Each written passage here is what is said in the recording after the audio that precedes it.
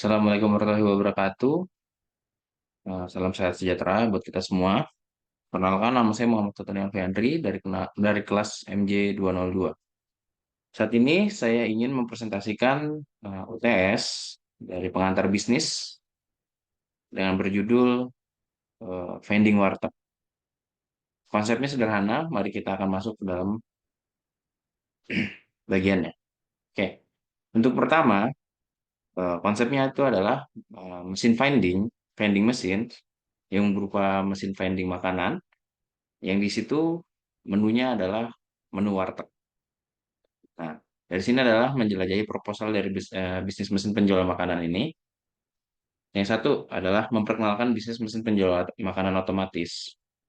Dan yang kedua adalah manfaat dari bisnis mesin penjualan otomatis. Seperti itu. Pertama, saya akan memperkenalkan secara singkat dari konsep mesin penjualan makanan. Yang kedua, kita akan menyoroti keunggulan, kenyamanan, aksesibilitas, dan potensi permintaan pasar. Seperti itu.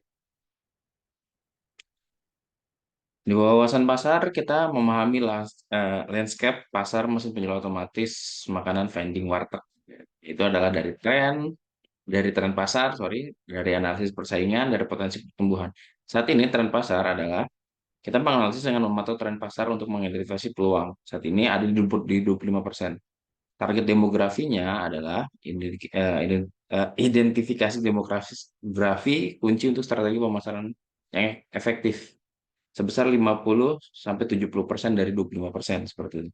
Nah, analisis persaingan itu adalah ketika setelah di demografi, setelah muncul demonya dari kita, maka persaingan untuk pembukaan bisnis makanan vending mesin ini ada di 40%. Nah, potensi pertumbuhannya itu adalah sampai di 80%, meningkat dari si 25%. Seperti itu.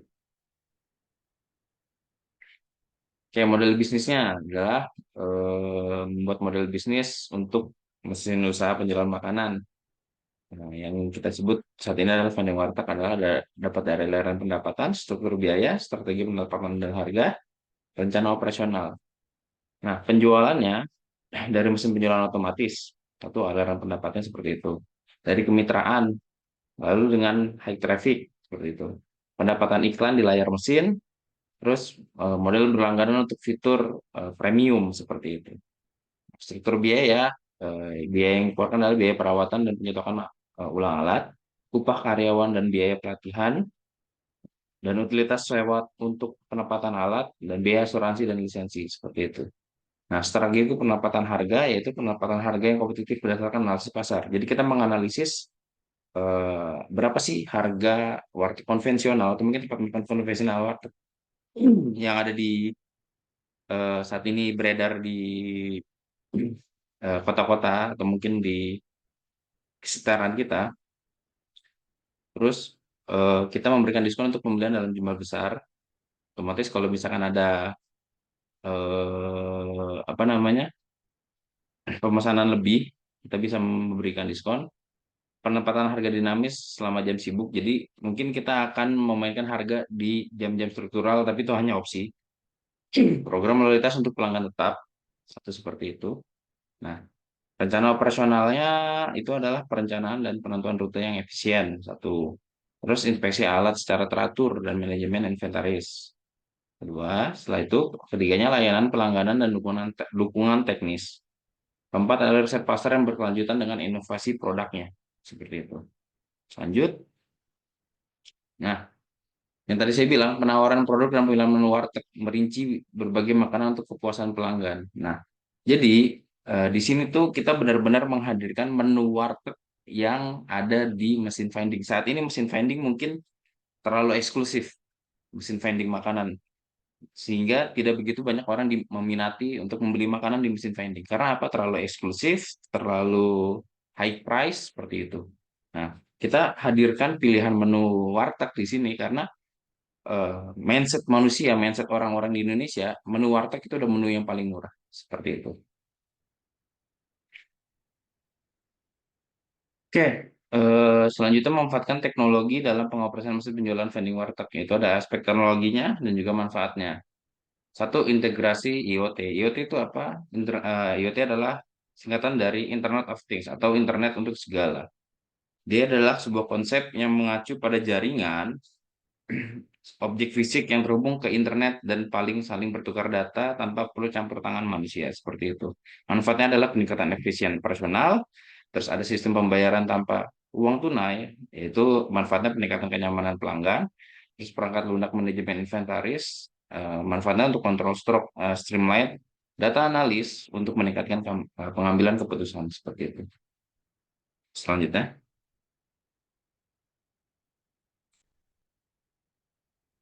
Strategi lokasi mengoptimalkan lokasi untuk mesin penjualan otomatis. Em, Dalam segi aspek penjualan makanan di mesin otomatis ini, salah satunya kita harus memilih tempat yang strategis seperti itu. Salah satunya adalah di area dengan lalu lintas tinggi, mengidentifikasi target area lalu lintas pejalan kaki signifikan untuk penempatan mesin penjualan otomatis. Seperti banyaknya orang yang mungkin di pagi hari lupa sarapan, mungkin kita bisa taruh itu di eh, busway atau mungkin di kereta, stasiun kereta, seperti itu. Terus tempat kerja dan kampus mungkin juga bisa kita masukkan di situ karena banyak orang lagi satu yang tidak sarapan atau mungkin tidak sempat makan di kantin pada saat makan siangnya atau mungkin melihat kantinnya penuh. Nah, ini adalah salah satu opsi yang bisa masuk seperti itu. Karena posisikan mesin penjual otomatis strategis di tempat kerja dan kampus untuk menjangkau audiens yang beragam seperti itu. Dan memaksimalkan visibilitas. Pilih lokasi yang menawarkan visibilitas maksimum untuk menarik lebih banyak pelanggan. Yaitu adalah salah satunya mungkin di event-event besar segala macam. Contohnya mungkin ada di event bazar. Bazarnya bukan bazar makanan, bazar penjualan pakaian atau mungkin ada di salah satu eh, konser musik itu juga salah satunya juga bagus untuk penaruhan tempat yang sangat strategis kalau menurut saya. Oke, next. Memastikan kepatuhan terhadap peraturan mesin penjualan makanan otomatis di vending warteg ini. Satu, kita pasti akan memenuhi standar keamanan pangan, merinci peraturan dan standar keamanan pangan yang khusus yang berlaku. Kedua, izin dan lisensi. Biasanya ini kita ke BPOM pengurusannya, memberikan sertifikat halal yang pasti, mengidentifikasikan izin dan lisensi yang diperlukan untuk mengoperasikan suatu bisnis.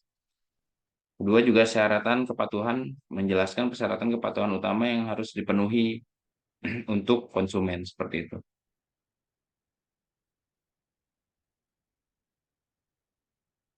Oke, di sini ada analisis keuangannya, proyeksi keuangannya untuk bisnis mesin penjualan makanan. Kalau ada aspek keuangan, terus kedua ada nilai-nilainya. Di sini ada proyeksi pendapatan, nilai-nilainya adalah data pendapatan, biaya operasional adalah data biaya operasional, margin keuntungan data dengan data margin keuntungan, perkiraan ROI. ROI itu adalah return of investment atau sering disebut dengan rate of return, merupakan persentase kenaikan atau penurunan investasi selama periode tertentu seperti itu.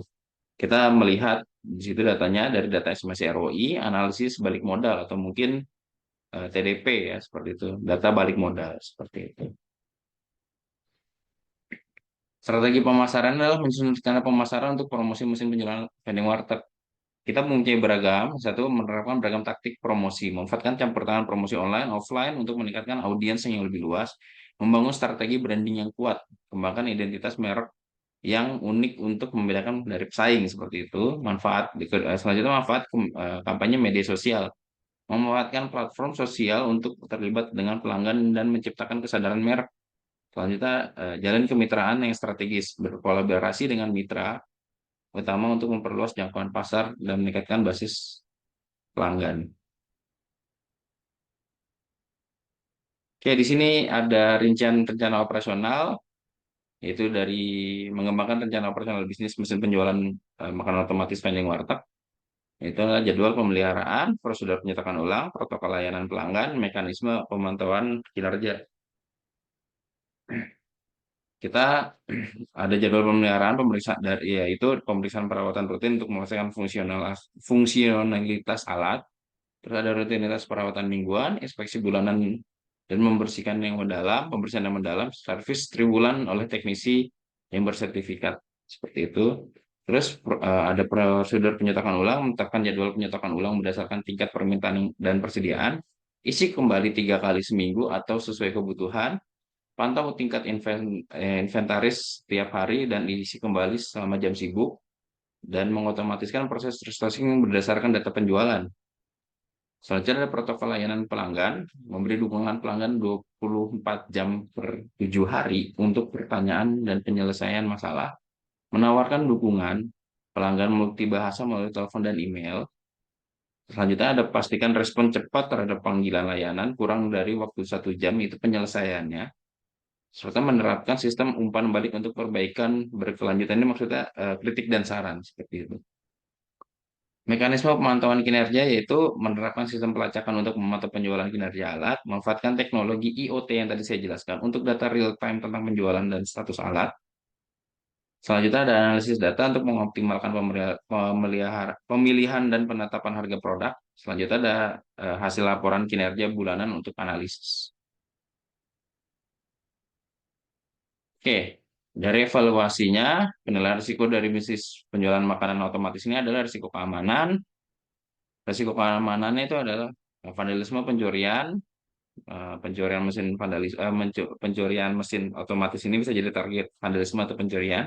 Risiko kepatuhan dari ini regulasi hukumnya memastikan kepatuhan terhadap regulasi lokal mengenai keamanan pangan, kesehatan, dan izin usaha yang sangat penting. Selanjutnya ada risiko lingkungan, faktor cuaca, karena ini mesin ada di luar, segala macam. Jika mesin ditempatkan di luar, kondisi cuaca ekstrim bisa merusak mesin. Terus ada risiko keselamatan, keselamatan pengguna, didesain, desain mesin harus aman dan mudah digunakan untuk menghindari cedera pada pengguna jalan dan lainnya, seperti itu.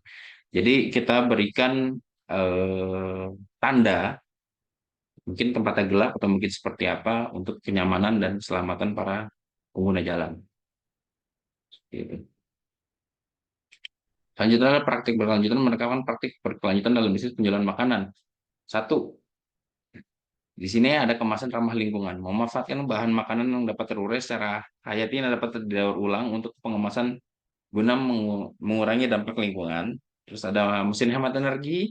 Mungkin kita akan menggabungkan mesin penjualan otomatis hemat energi untuk meminimalkan konsumsi daya dan mendorong keberlanjutan dengan mungkin solar panel atau mungkin seperti apa. Selanjutnya, upaya pengurangan limbah, memberikan potongan harga di saat makanan mendekati masa expired, seperti itu. Serta ada inisiatif keterlibatan masyarakat, terlibatnya dengan komunitas lokal melalui kampanye kesadaran dan kemitraan untuk mempromosikan praktik yang berkelanjutan. Oke, ada dari saya adalah kata-kata dari saya mengulangi proporsi penjualan yang unik, potensi pasar dan peluang pertumbuhan bisnis mesin penjualan otomatis makanan dapat melibatkan para pemangku kepentingan secara signifikan dan mengundang dukungan mereka untuk proposal tersebut. Jadi dengan ini proposal investasi dari saya Muhammad Fatal Alfiandri, pimpinan Project Finding Market. Sekian dari saya.